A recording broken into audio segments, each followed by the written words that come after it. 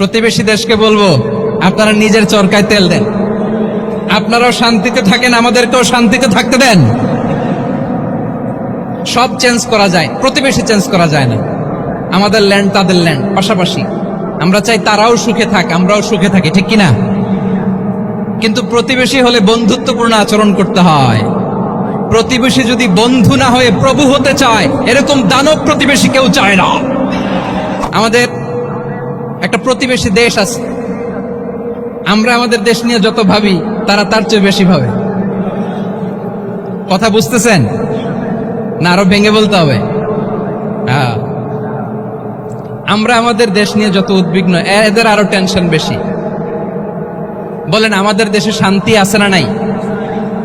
আমরা হিন্দু মুসলিমে কখনো দাঙ্গা লাগে? আসতে বলেন, কেন লাগে? ওদের পূজা পার্বণে আমাদের মাদ্রাসার ছেলেরা যে পাহারা দেয়, চিল্লায় বলেন ঠিক কিনা? আমাদের তাফসির মাহফিলের সময় ওরা ডিস্টার্ব করেন, ঢোল বাজায় না। ওদের পূজা পার্বণের সময় আমাদের তাফসির মাহফিলের ডেট হলে আমরা চেঞ্জ করে দেই।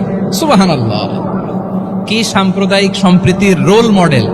আর ওই বাংলাদেশের ব্যাপারে তারা অনেক ডিসইনফরমেশন ছড়াচ্ছিল।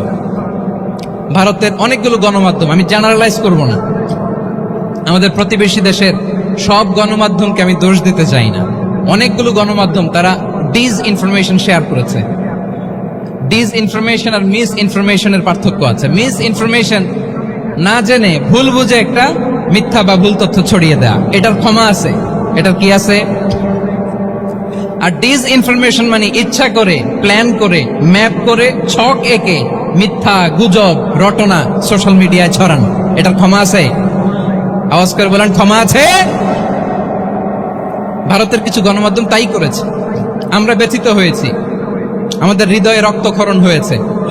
আমাদের প্রতিবেশী দেশকে বলতে চাই, আমাদের দেশ নিয়ে আপনাদের ভাবার দরকার নাই। নিজের চরকায় তেল দেন, নিজের দেশ নিয়ে ভাবেন। গত মাসের ভয়েস অফ আমেরিকার রিপোর্ট, বাংলাদেশে সংখ্যালঘু জনগোষ্ঠী আগের চেয়ে বেশি নিরাপত্তা পাচ্ছে। Report voice of America, Muslim report নাকি? মুসলিম জরিপ, ভয়েস অফ আমেরিকা। কথা বুঝে নাই বোধহয়। ভয়েস অফ আমেরিকা কি আমাদের রিপোর্ট? না, ভয়েস অফ আমেরিকার জরিপ, বাংলাদেশের সংখ্যালঘু জনগোষ্ঠী আগের চেয়ে ভালো নিরাপত্তা পাচ্ছে। শুধু এখানেই শেষ না, মাইক্রোসফটের একটা জরিপ শোনাই আপনাদেরকে। তারা সারা পৃথিবীতে গুজব, ভুয়া আর মিথ্যা নিউজ ছড়ানোতে কোন দেশ সেরা একটা রিপোর্ট করেছে। এর মধ্যে 1 নম্বরে এসেছে ভারতের নাম। মাইক্রোসফট তো মুসলমানরা চালায় না? কথা বোঝে নাই বোধহয়। প্রতিবেশী দেশকে বলবো, আপনারা নিজের চরকায় তেল দেন, আপনারাও শান্তিতে থাকেন, আমাদেরকেও শান্তিতে থাকতে দেন। সব চেঞ্জ করা যায়, প্রতিবেশী চেঞ্জ করা যায় না। আমাদের ল্যান্ড তাদের ল্যান্ড, পাশাপাশি। আমরা চাই তারাও সুখে থাক, আমরাও সুখে থাকি, ঠিক কিনা? কিন্তু প্রতিবেশী হলে বন্ধুত্বপূর্ণ আচরণ করতে হয়। প্রতিবেশী যদি বন্ধু না হয়ে প্রভু হতে চায়, এরকম দানব প্রতিবেশী কেউ চায় না।